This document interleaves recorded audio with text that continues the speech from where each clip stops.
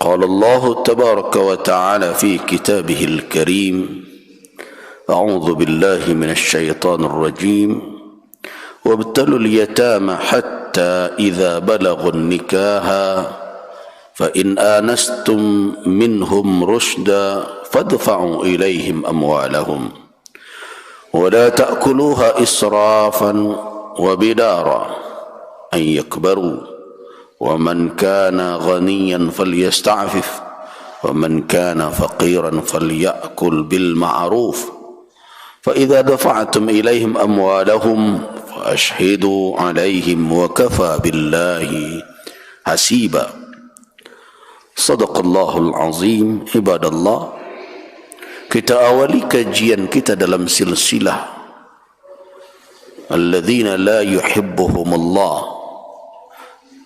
pembahasan tentang orang-orang yang tidak disukai dan tidak disayangi oleh Allah Subhanahu wa taala. Pada pagi ini kita akan membicarakan kelompok orang al-musrifun atau orang-orang yang boros, orang-orang yang memakai sesuatu tajawaz, melampaui kamiyah, jumlah dan kadar dari apa yang dibutuhkannya. Ini penyakit yang tidak jauh dalam kondisi situasi saat ini. Perhatikan sebagian dari kaum muslimin apabila tiba atau berada di tempat-tempat perbelanjaan, dia malah tidak tahu apa yang dibutuhkannya. Tapi yang penting bagi dia adalah pandangan matanya, seleranya, itulah yang dia perturutkan tanpa tahu kadar seberapa kebutuhan yang ia perlukan. Karena itu kita melihat fenomena di tengah masyarakat, ada orang-orang yang tidak menyadari bahawa yang dijangkaunya, yang dipakainya, yang dikonsumsinya melebihi dari kadar kebutuhannya. Tanpa sadar kita pun terjebak dalam penyakit seperti itu. Ketika berbuka puasa, sebelum saatnya tiba, sado dan nado di pasar pembukuan tu rasa ke dipindang ke rumah awak. Iko lama, itu ketujuh, iko pantang lo ketinggalan, itu rasa lain lo rasanya. Akhirnya dijangkau, tapi ketika saatnya tiba, tidak semuanya termanfaatkan oleh kita, terpakai. Kalaupun dipaksakan, mungkin tak jadi solat isya berjamaah karena lah balik parui untuk dibawa tagak. Nah, ini penyakit seperti ini bisa menghinggapi siapapun. Allah Subhanahu wa taala di dalam banyak ayat memperingatkan hamba-hambanya agar jangan melakukan perbuatan israf. Israf adalah memakai, mengkonsumsi, mempergunakan sesuatu melebihi kadar dari kebutuhan yang wajar. Orang-orang yang melakukan itu secara tegas dikatakan oleh Allah Subhanahu wa taala bahawa ia tidak menyukai orang-orang tersebut.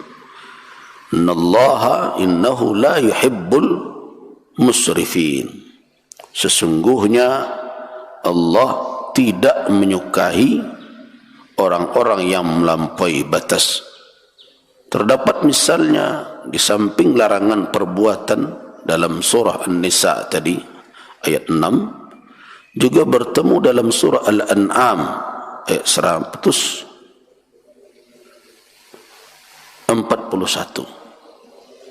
Huwallazi ansha'a jannatin ma'rushatin wa ghairu ma'rushat wan nakhla waz zar'a mukhtalifan ukuluhu waz zaituna war rumman mutashabihan wa ghairu mutashabihin kulu min thamarihi. Dalam ayat itu dikatakan kulu min thamari, makanlah buah-buahan itu idza athmara, apabila dia telah berbuah. Tapi ingat, wa atu haqqahu yawma hasadih, berikan haknya di saat panennya, zakatnya keluarkan. Wala tusrifu, dan jangan boros di dalam memakan, di dalam mengkonsumsi. Innahu la yuhibbul musrifin, sesungguhnya Allah tidak suka dengan orang-orang yang boros. Dalam surat Al-A'raf ayat 31 juga, ya bani Adama khudhu zinatakum inda kulli masjidin wa kulu washrabu wa la tusrifu innahu la yuhibbul musrifin. Wahai anak cucu Adam, ambillah perhiasanmu ketika kamu datang ke masjid, ke rumah Allah. Pakai pakaian yang terbaik, walaupun tidak mesti yang terbaru, tapi pakailah pakaian yang bisa dijadikan sebagai zina, menunjukkan kamu berhias rapi karena kamu akan menghadap Allah Subhanahu wa taala. Kemudian wakulu washrabu, dan ada kebolehan di dalam ayat ini untuk makan dan minumlah, tapi ingat, wala tusrifu, jangan boros. Innahu, sesungguhnya Allah la yuhibbul musrifin, Allah tidak suka dengan orang-orang yang boros. Nah, wahai kaum muslimin, kehidupan boros tentu adalah tidak mendatangkan maslahah kepada insan. Karena orang-orang yang hidup dalam keborosan sebenarnya tidak memanfaatkan nikmat Allah Subhanahu wa taala sesuai dengan kebutuhan, fungsi dan perannya.